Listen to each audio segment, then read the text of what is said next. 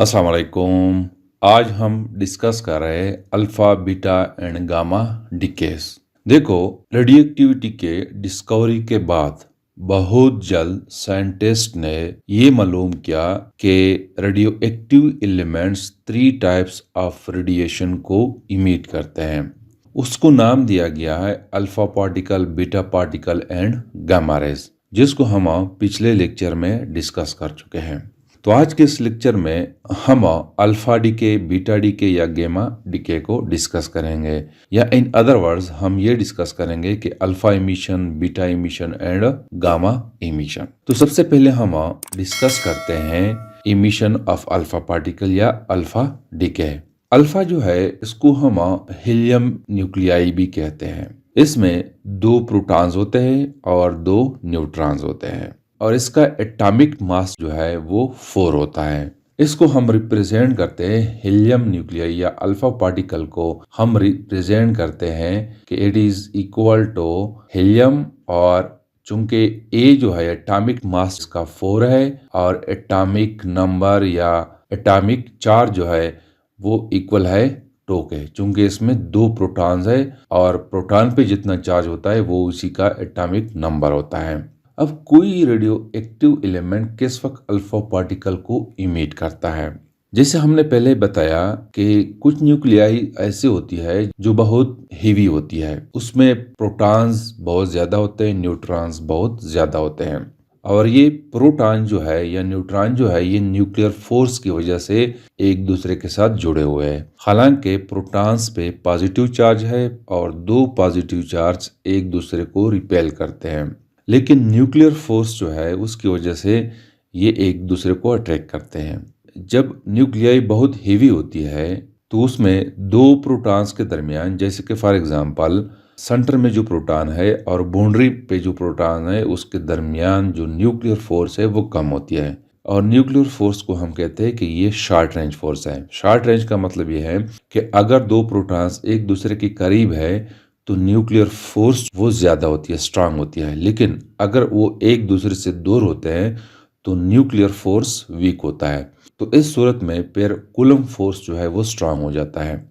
तो heavy nuclei की सूरत में जो प्रोटॉन्स एक दूसरे से दूर होते हैं उस पे कूलम फोर्स ज्यादा होता है, तो वो न्यूक्लियाई अनस्टेबल होती है जिसमें नंबर ऑफ प्रोटॉन्स और न्यूट्रॉन्स ज्यादा है, या हम इन अदर वर्ड्स कहते हैं कि वो हेवी है, तो वो स्टेबल होना चाहती है। तो स्टेबल होने के लिए वो रेडिएशन इमिट करते हैं। अल्फा पार्टिकल उस वक्त इमिट करते हैं जब न्यूट्रॉन और प्रोटॉन के दरमियान रेशो जो है वो बहुत लो हो। इसका क्या मतलब है? इसके लिए मैं सपोज करता हूँ, एक एग्जांपल लेता हूँ कि हमारे पास एक रेडियो एक्टिव एलिमेंट है रेडियम। रेडियम को हम इस सिंबल से रिप्रेजेंट करते हैं। रेडियम का एटॉमिक मास जो है वो इक्वल है 226, और एटॉमिक नंबर Z जो है ये इक्वल है 88 के बराबर। इसको मैं 88 कंसीडर कर रहा हूँ। इसका मतलब यह है, अगर हम इस एटॉमिक मास को देखें, ये इक्वल है नंबर ऑफ प्रोटॉन्स और नंबर ऑफ न्यूट्रॉन्स, और ये Z जो है एटॉमिक नंबर, ये प्रोटॉन्स है। मतलब यह है कि रेडियम में प्रोटॉन्स जो है ये इक्वल है P जो है ये 88 के बराबर है, और न्यूट्रॉन जो है जिसको हम N से रिप्रेजेंट करते हैं ये इक्वल है 138 के। अब अगर हम इसका रेशो ले लें, यहाँ पे मैं कंसीडर करता हूँ इसकी रेशो, यानी न्यूट्रॉन टू प्रोटॉन का अगर हम रेशो ले लें तो it will be equal to 138 divided by 88। तो ये रेशो जो है इक्वल है 1.56। तो ये रेशो हाई है। अब इस सिचुएशन में होता क्या है कि ये अल्फा पार्टिकल को इमिट करता है। तो यहाँ पे मैं लिखता हूँ अल्फा पार्टिकल ये इमिट करता है, तो 4 इंटू 2। अब यहाँ पे अगर हम देखें, ये एटॉमिक मास है A है, तो अगर यहाँ से 2 प्रोटॉन्स 2 न्यूट्रॉन चले जाए, यानी इसकी न्यूक्लियाई से 2 प्रोटॉन 2 न्यूट्रॉन चले गए, मीन्स के इस न्यूक्लियाई का एटॉमिक मास जो है वो डिक्रीज होता है बाई 4। 2 प्रोटॉन डिक्रीज होते हैं, 2 न्यूट्रॉन्स डिक्रीज होते हैं। ये प्रोटॉन है Z, या इन अदर वर्ड्स हम कहते हैं, सिंपल वर्ड्स में हम कहते हैं कि इस सिचुएशन में एटॉमिक मास जो है वो डिक्रीज होता है बाई 4, और एटॉमिक चार्ज या एटॉमिक नंबर जो है वो डिक्रीज होता है बाई 2। तो यहाँ पे देखो एटॉमिक मास जो है वो 88 है, अगर वो 2 पे डिक्रीज हो रहा है तो ये बन रहा है 86। तो यहाँ पे मैं लिख रहा हूँ 86। अगर ये डिक्रीज हो रहा है बाई 4 तो यहाँ पे मैं लिखता हूँ 222। अब वो एलिमेंट जिसका एटॉमिक नंबर 86 है और एटॉमिक मास 222 है, उसको अगर हम पीरियोडिक टेबल में देखें तो वो रेडान है। रेडान एक गैस है। देखो ये रेशो ज्यादा है। अगर हम इस सिचुएशन में रेशो ले ले, यहाँ पे इस सिचुएशन में अगर हम देखें तो मैं लिखता हूँ इस न्यूक्लियाई रेडान की सूरत में कि प्रोटॉन जो है P it is equal to 86। अब न्यूट्रॉन कितना रहते हैं, तो इस सिचुएशन में न्यूट्रॉन जो है वो इक्वल होते हैं 136 के। अब अगर इसके दरमियान मैं रेशो ले लो तो ये रेशो जो है 136 डिवाइडेड बाई 86, तो ये इक्वल होती है 158। अब ये कम है, ये ज्यादा हो रही है, आहिस्ता आहिस्ता जो है ये रेशो इंक्रीज होती जाती है। तो इस सिचुएशन में कोई भी radio active element helium nuclei या अल्फा पार्टिकल को इमिट करता है। अब दूसरी बात यह है कि इस सिचुएशन में काइनेटिक एनर्जी, इसकी काइनेटिक एनर्जी और इसकी काइनेटिक एनर्जी बहुत ज्यादा होती है, और साथ में इस अल्फा पार्टिकल की स्पीड जो है वो बहुत ज्यादा होती है। हम कहते हैं कि it is few % of the speed of light.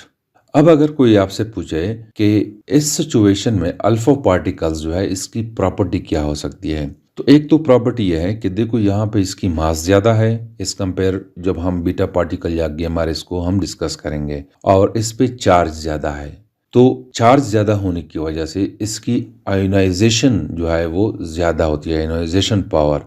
Ionisation power का क्या मतलब है, फॉर एग्जाम्पल यहाँ पे एक एटम है, यहाँ पे इस एटम के आउटर ऑर्बिट में कोई इलेक्ट्रॉन है, 2 इलेक्ट्रॉन है। तो ये अल्फा पार्टिकल जब इस एटम से गुजरती है तो वो इलेक्ट्रॉन को जल्दी कैप्चर करता है। तो जब इलेक्ट्रॉन कैप्चर होता है तो ये एटम आयोनाइज होता है, तो इसकी आयोनाइजेशन पावर ज्यादा है। दूसरी बात यह है कि इसकी स्पीड ज्यादा है, और तीसरी बात यह है कि चूंकि इसकी मास ज्यादा है और चार्ज भी ज्यादा है, तो इसकी पेनिट्रेशन पावर जो है वो कम होती है किसी भी ऑब्जेक्ट में। फॉर एग्जांपल अगर पेपर है तो पेपर ही उसको ब्लॉक कर लेता है अल्फा पार्टिकल को। तो हम कह सकते हैं कि अल्फा पार्टिकल की पेनिट्रेशन पावर वो बहुत कम है। पेनिट्रेशन का क्या मतलब है कि कोई पार्टिकल किसी भी एलिमेंट में जितना ज्यादा एंटर हो सके, ये उसकी पेनिट्रेशन है। तो अल्फा पार्टिकल की पेनिट्रेशन पावर कम है। अब हम डिस्कस करते हैं बीटा एमिशन या बीटा डिके। बीटा पार्टिकल जो है ये एक्चुअली इलेक्ट्रॉन्स है। फर्क ये है कि एक इलेक्ट्रॉन मूव करता है ऑर्बिट में, और एक बीटा पार्टिकल है जिसको हम इलेक्ट्रॉन कहते हैं, वो इमिट होता है फ्रॉम द न्यूक्लियस। अब बीटा पार्टिकल उस वक्त इमिट होता है जब न्यूट्रॉन टू प्रोटॉन रेशो जो है वो बहुत हाई हो। तो इस सिचुएशन में बीटा पार्टिकल्स इमिट होते हैं। जैसे कि फॉर एग्जांपल मैं सपोज करता हूं कि हमारे पास थोरियम की न्यूक्लियाई है। थोरियम जो है एक रेडियो एक्टिव एलिमेंट है। इसका एटॉमिक मास जो है वो 234 है, और एटॉमिक चार्ज जो है या एटॉमिक नंबर जो है वो 90 है। इसका मतलब यह है कि इस न्यूक्लियाई में नंबर ऑफ प्रोटॉन्स जो है P जो है इट इज इक्वल टू 90, और न्यूट्रॉन जो है इट इज इक्वल टू 144। अब अगर हम न्यूट्रॉन टू प्रोटॉन रेशो ले ले तो it will be equal to 144 divided by 90। तो ये रेशो जो है इक्वल है 1.6। अब इस सिचुएशन में ये न्यूक्लियाई इमिट करता है बीटा पार्टिकल। तो बीटा पार्टिकल को हम या बीटा माइनस से रिप्रेजेंट करते हैं, या इसको हम रिप्रेजेंट करते हैं इलेक्ट्रॉन 1 एंड 0 से रिप्रेजेंट करते हैं, यानी इस पे चार्ज जो है वो -1 है। अब इसका मतलब यह है कि इसने इलेक्ट्रॉन को इमिट कर दिया। जब इलेक्ट्रॉन इसकी न्यूक्लियस से इमिट होता है तो एक पॉजिटिव चार्ज यहाँ पे इंक्रीज होता है। तो यहाँ पे हम लिखते हैं कि एटॉमिक नंबर जो है वो 91 हो जाता है। और यहाँ पे अगर हम देखें ये 0 है, इसका मतलब यह है कि इसका एटॉमिक मास 0 है, उसमें कोई चेंज जो है वो नहीं आया है। तो मैं यहाँ पे लिखता हूँ 34। अगर हम पीरियोडिक टेबल में देखें तो ये न्यूक्लियाई है प्रोटेक्टियम की, तो ये एलिमेंट है प्रोटेक्टियम। अब अगर हम इसको देखें, प्रोटेक्टियम में प्रोटॉन जो है P जो है ये इक्वल है 91 और न्यूट्रॉन जो है ये इक्वल है 143। अब अगर हम इसका रेशो ले ले न्यूट्रॉन टू प्रोटॉन, तो ये रेशो बन जाती है, मैं यहाँ पे लिखता हूँ कि न्यूट्रॉन टू प्रोटॉन रेशो जो है it will be equal to 143 divided by 91, तो इट इज इक्वल टू 1.57। देखो इस सिचुएशन में 1.6 है तो यहाँ पे डिक्रीज हो रही है जब ये डिके करता है, यानी थोरियम डिके करता है इनटू प्रोटेक्टियम और ये इमिट करता है बीटा पार्टिकल।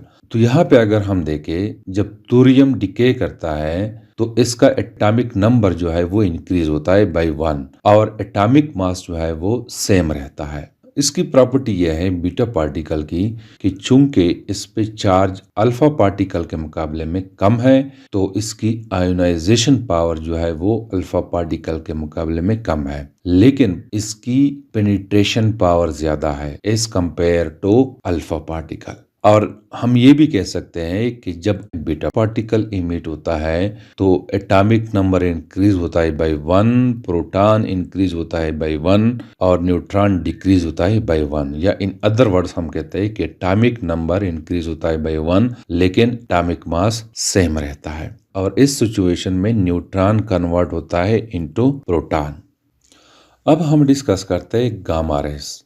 देखो बाज़ औक़ात ऐसा होता है कि कोई रेडियो एक्टिव एलिमेंट डिके करता है by emission of alpha particle या बीटा पार्टिकल, तो वो न्यूक्लियाई एक्साइटेड स्टेट में होती है। जैसे कि हम कहते हैं फॉर एग्जांपल ये हमारे पास एटम है, ये न्यूक्लियस है और इसके इर्द गिर्द जो है इलेक्ट्रॉन्स है, ये फर्स्ट ऑर्बिट है और ये सेकंड ऑर्बिट है। यहाँ पे एक इलेक्ट्रॉन है, जब इस इलेक्ट्रॉन को हम एनर्जी देते हैं तो ये इलेक्ट्रॉन इस ऑर्बिट से इस ऑर्बिट में चला जाता है, तो हम कहते हैं कि ये एक्साइटेड स्टेट में है। तो ये इलेक्ट्रॉन इस ऑर्बिट में कुछ टाइम रहने के बाद दोबारा वापस अपनी ग्राउंड स्टेट में आता है और एक्स्ट्रा एनर्जी को वो रिलीज करता है जिसको हम फोटॉन कहते हैं।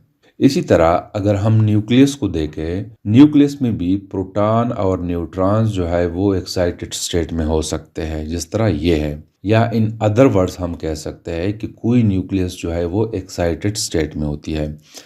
तो जब वो एक्साइटेड स्टेट से लोअर स्टेट पे आती है तो वो एनर्जी को in the form of gamma rays emit करती है। जैसे कि फॉर एग्जांपल मैं एग्जांपल देता हूँ कि हमारे पास कोबाल्ट 60 है, ये कोबाल्ट 60 है और इसका एटॉमिक नंबर 27 है। ये जब डिके करता है तो निकल प्रोड्यूस होता है और इसका एटॉमिक मास 60 है, एटॉमिक चार्ज जो है वो 28 है और ये इमिट करता है बीटा माइनस को। तो इस सिचुएशन में ये निकल जो है ये एक्साइटेड स्टेट में होती है, इसको मैं स्टार से रिप्रेजेंट करता हूँ। तो ये जब एक्साइटेड स्टेट से मैं यहाँ पे दोबारा लिखता हूँ कि निकल वो जो एक्साइटेड स्टेट में है 60 इंटू 28, तो ये क्या करता है कि गामा रेस को इमिट करता है, और गामा रेस जो इमिट करता है इसके एटॉमिक मास में और एटॉमिक नंबर में कोई चेंज जो है वो नहीं आता। तो यहाँ पे एटॉमिक नंबर और एटॉमिक मास जो है वो सेम रहता है, जस्ट जो है वो गामा रेस जो है वो इमिट करता है। जिस तरह ये इलेक्ट्रॉन जब हायर स्टेट से लोअर स्टेट में आता है तो ये एक्स्ट्रा एनर्जी को इमिट करता है। तो यहाँ पे चूंकि गामा रेस जो है इसकी एनर्जी इस एनर्जी से बहुत ज्यादा होती है, इसकी पेनिट्रेशन पावर बहुत ज्यादा है और ionisation power as compared to alpha particle और बीटा पार्टिकल कम है। तो it's all about the alpha, beta and gamma decays. Thank you.